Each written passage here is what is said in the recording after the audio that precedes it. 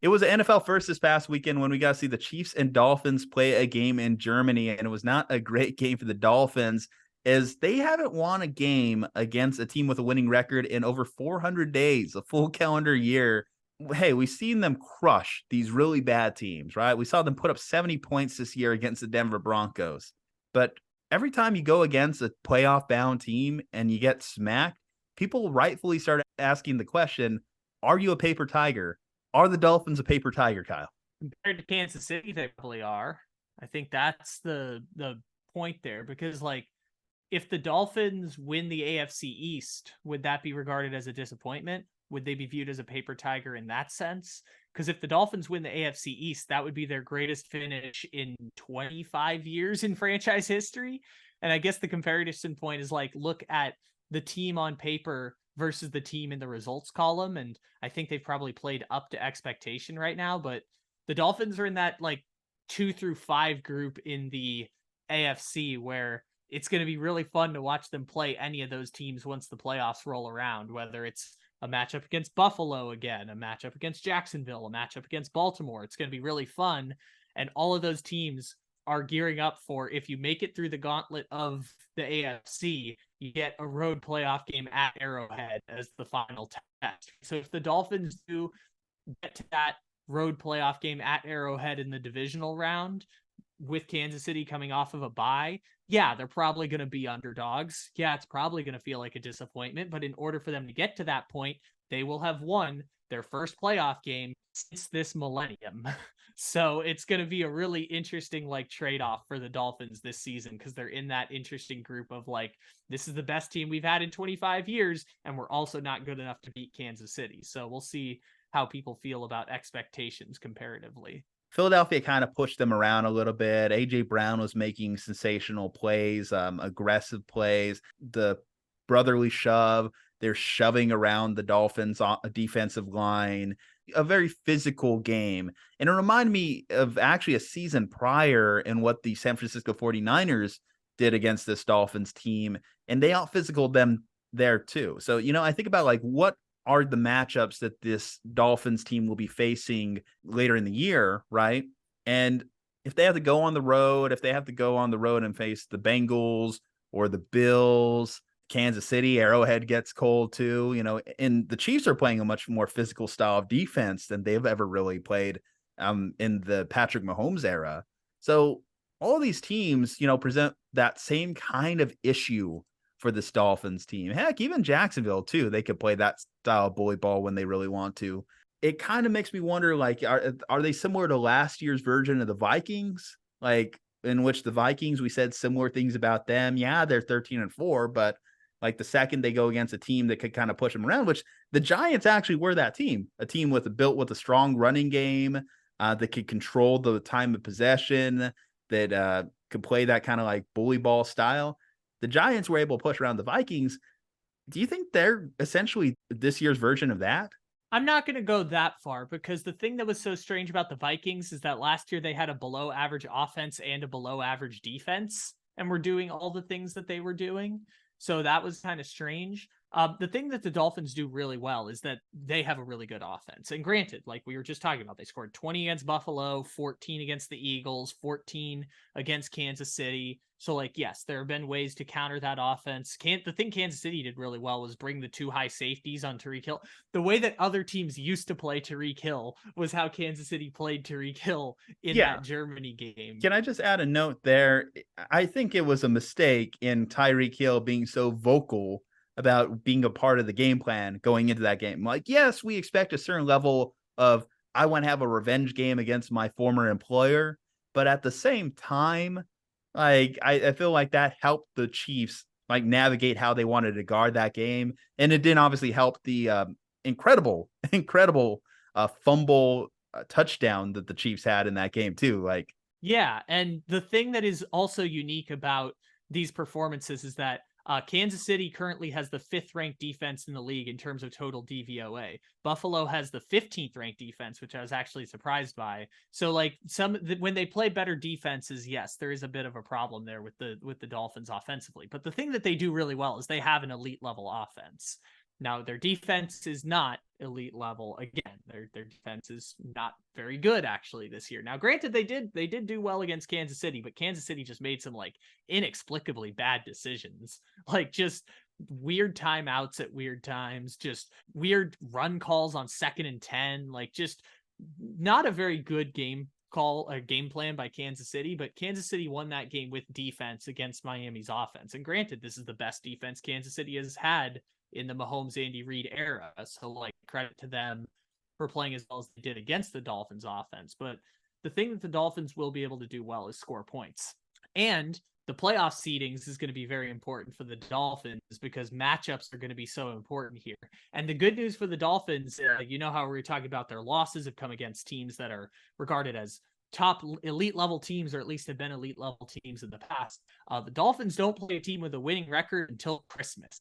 So that's a nice pick me up for the Dolphins going forward here, is that they don't have to play any teams with a winning record until Christmas. They'll be either 10-4 or 11-3. And by that point, all they need is Buffalo to drop one, maybe 2 games, and they'll have already locked up the AFC East, which will guarantee them, and I can't believe I'm saying this, their first home playoff game since before Tom Brady was quarterbacking the Patriots. Well, they do have 2 games against the Jets here, and those obviously are going to be instrumental games in the grand picture. And you mentioned their struggles against tougher defenses. I mean, certainly for all the issues that the Jets offense has, that Jets defense is legitimate. So it makes you wonder if those are going to be some ugly slugfest type games coming up against the Jets prior to that Cowboys game you're referencing on Christmas Eve. But, you look at the in-between time, you got the Raiders, you have the Commanders, and you have a Titans team that I think they can certainly take advantage of from their offensive standpoint. Like, those are going to be big blow-up games, again, probably for Tyreek Hill. In fact, this Raiders game, I'm looking at it and I'm thinking to myself, like, is Tyreek Hill, after getting embarrassed by his former team, going to put up like 250 yards this coming week? I would probably bet the over on this upcoming Raiders game. And Mike, this is really going to test him as a head coach, these losses, right? Because he had a very powerful quote in his press conference saying, if you want to change the narrative, you got to start changing the narrative by winning these games. So his next test, I think that while you can't ignore the games in between, I think he has to put a lot of focus on that final stretch of games: Cowboys, Ravens, Bills. Those are going to be highly important to get your team at least some positive, feel-good energy going into the playoffs. Because if they are going to snap like that drought of winning a playoff game in general, they'll need to show that they can beat some of these higher level teams, right? They can't go into, if I told you they go into the playoffs 0-6 against teams with winning records, then there's just going to be no faith or confidence in this team or in this team moving forward. We've talked about their struggles defensively. They did get Jalen Ramsey back, so that's good for them, and building that defense. Obviously, they still need Xavier Howard there, and then they got that 2-corner tandem that I think will give them a lot of reprieve in their secondary. There are some positive things to look at for this team as well. It's not all doom and gloom. Yeah, no, they have 2 top-end edge rushers. I'm not going to say elite because there's only but so many elite, but they have 2 top-end pass rushers too, in Bradley Chubb and Jalen Phillips. And that can make if you can get pressure rushing with 4, that makes up for a lot of your defensive lapses. And by the way, they still have Christian Wilkins in the middle of that defense, who is still, last time I checked, a former first-round pick who's like 320 pounds of muscle. So yeah, that's the defense. The front 4 is very much intact for the Dolphins, assuming good health. They have a very strong front 4 with Chubb and Phillips and Christian Wilkins. But you mentioned the 3 teams that they play at the end of the season that are above 500, being the Cowboys, the Ravens, and the Bills. Like I said earlier, seeding is going to matter a lot for the Dolphins, because if we were to play a thought experiment right now of guess the spread, let's say the Dolphins are the 5 seed in the AFC. They don't quite win the division. Buffalo beats them the last week of the season, wins a tiebreaker. Buffalo gets the division. If you had a wild card game, Dolphins 5, Buffalo 4, what do you think the point spread is going into that game? Dolphins 5, Buffalo 4. At Buffalo. So yeah, at Buffalo, huh? Probably 3.5, something like that. In favor of the Bills? Yeah, Well, I mean, too, like you're saying, the Bills as the home team. Let's not excuse the Bills. The Bills have been struggling too. So, honestly, I would say that that's unlikely. I would probably flip that in general because I would not bank on the Bills out of the AFC East. In fact, I Well, think so I would say the Dolphins, for all this talk too, I still think they're going to win the AFC East just fine. yeah, so that would just be a scenario where they play the last week of the season, Buffalo wins, they both end up say 12-5, and Buffalo wins the tiebreaker because they beat the Dolphins twice. That would be the scenario where that happens. So then say we flip it around and now the Dolphins are the 3 seed because they went, 2-1 in that final 3-game stretch and they finished 13-4. Say they end up as the 3 seed and they're playing 6-seeded Buffalo. What's the point spread in that game looking like? 6-seed Buffalo at 3-seed Miami. Maybe 3. I feel like it would be as close to being like a push as you can get, given that you would give Miami the 3 points for their home field advantage. Yeah, and then say, flip it around, Dolphins end up as the 4 seed by some, however it breaks down, and they play a 5-seeded Cincinnati Bengals on their home field. What is Cincinnati at Miami looking like in the wild card game? Maybe 2, 1.5, because I feel like a lot of people would also give a lot of love to Joe Burrow and the Bengals because they've been there, done that before.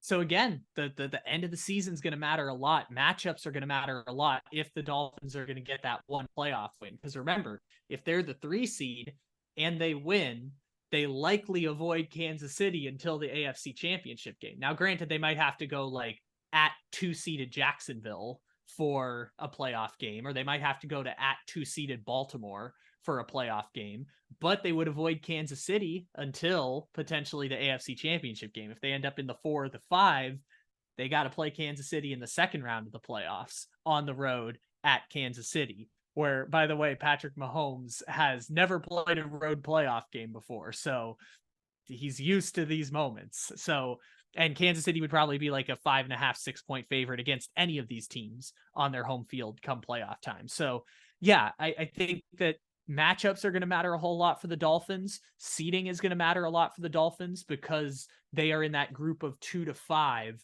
or 2-6, depending on how you feel about the Cincinnati Bengals. They're in that group of 2-6 that are all jockeying for positioning, fighting for positioning so that they can ultimately give their best punch at Kansas City. And if you can get past them, you can probably get to the Super Bowl. And, we haven't even mentioned this. I think we largely avoided talking about this. The confidence level in Tua, has that been at all diminished how he's played in these 3 losses? Nah, Tua's in a tier of quarterback class that is basically like, I know you are very good and also know that you have a very talented team. So I don't know how to exactly evaluate you. Tua, Jalen Hurts, and Brock Purdy are all kind of in that same group for me at this point, which is like, I know you can do things very good, but I also know that you are getting a lot of help from your coaches or your talent or some thing that other quarterbacks of your skill set don't have access to. So yeah, Tua, nothing new on Tua. I don't know if I'd give him a long-term contract. I don't know if the Dolphins are going to give him a long-term contract. At what dollar value is kind of the question.